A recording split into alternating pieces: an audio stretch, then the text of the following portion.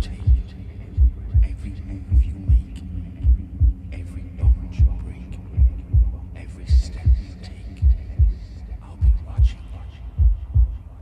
Every single day, every word you say, every game you play, every night you stay, I'll be watching.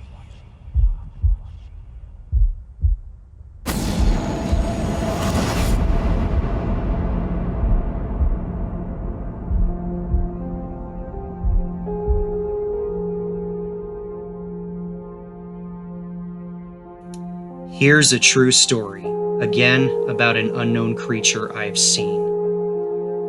Okay, so this story makes me feel sick when I talk about it, but I'm gonna talk about it anyway.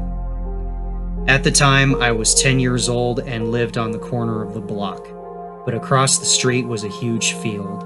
No one owned it, and the only reason I know this is because it had a sign that said, "Land available," or something like that. Anyways, the field was pretty big. Like, if I could fit several of my houses in there, I would say 84 houses. So, my older brother is into creepy stuff and he has many stories of his own. But one night, my brother told me to come outside and hang out with him. He said that he had been seeing things in the field. I personally didn't believe him, but for some reason, I wanted to pretend to see something. So I started looking through the field across the street, and as I was about to say something about seeing something, I saw something that made my bones chill to this day. Far back in the field, I saw what seemed like a small head moving. The only reason I could see it was because behind the field there was a street light, so I could see a small head moving in a way that made it move in a shape like the infinity sign. You know, the sideways 8. I saw it and didn't know how to react. I just stood there watching it. I felt tears starting to stream down my face out of fear. All the dumb stories my brother told me about some creatures living in the field were true. My brother asked me what was wrong, and I just pointed to where it was, and he looked at it and mumbled, "Holy shit." He was more fascinated at the sight, but I was fucking traumatized.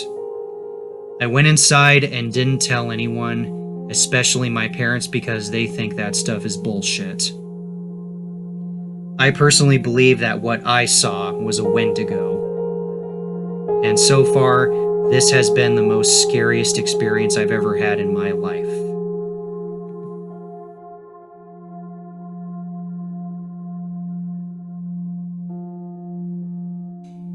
When I was 12 or 13 years old, my friend and I used to wander the woods on a daily basis.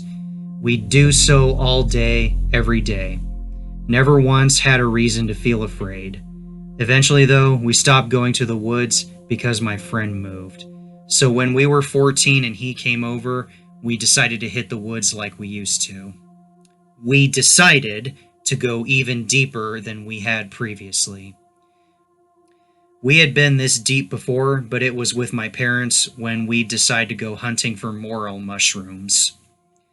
So, this was our first time by ourselves. We sat down on a fallen tree in the middle of an old strip mine. Since it used to be a strip mine, there were huge steep areas in the mountains from when they'd blow it up to look for coal. Almost vertical. We sat down and joked about the show, Finding Bigfoot, and he jokingly did the wood knock that they do. After about 30 seconds of joking, we heard another wood knock up above the strip mine. Now I know for a fact it wasn't an echo, so we basically just went, "Yo, what the fuck?" and did the wood knock again. This time, we waited half the time for a response. We kept doing this until there were only a few seconds between each response. And every time, it would be the same rhythm. We did this for a few minutes before suddenly, I got a very bad feeling. We went from joking and laughing about the wood knock to an overwhelming sense of dread. My instincts began screaming at me to get out of there. I told my friend we needed to go, but he didn't want to. It took some convincing, but I managed to get him to leave.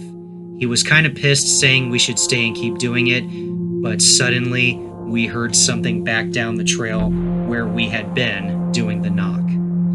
It was something that was coming down that nearly vertical hillside, and you could tell it was big.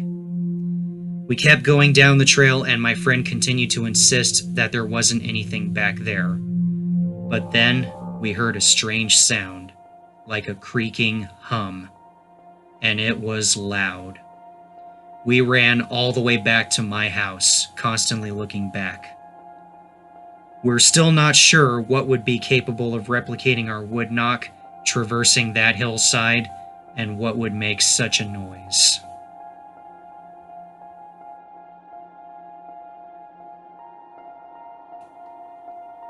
I've experienced the silence. 3 friends and myself were fishing on a jetty in Sussex Inlet, which is in southern New South Wales, Australia. It was a warm and sunny day when we arrived, and we quickly got our fishing gear out, cast out, and then sat down. The birds were chirping, the water lapped, and we chatted and laughed. Suddenly, the birds became silent, the water also made no sound, and our conversation just stopped. I felt strange, like I was in a dream, and I could not take my eyes away from the water. I sensed that there was something beneath it approaching rapidly, and I was in danger.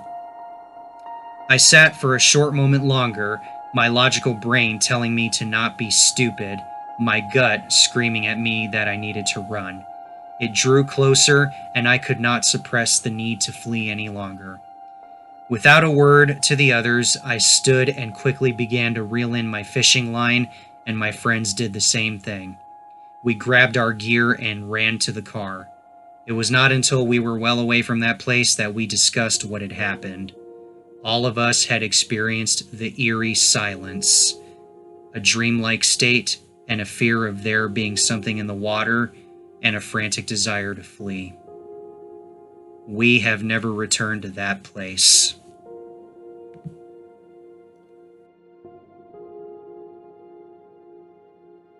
Always listen to your instincts. My wife and I stopped in the woods in West Auckland to walk a track. After we parked the car in the parking area, I walked ahead about 100 meters up the track when suddenly all the hairs on the back of my neck sprung up, and I immediately stopped, turned, and told my wife to get back in the car. Another car had also arrived in the car park, and a young woman and her 7 or 8-year-old daughter were also about to walk the track. I told them to get back in their car and leave, as there was someone down the track, and I felt there was danger. Whatever my instincts tell me, I bloody listen.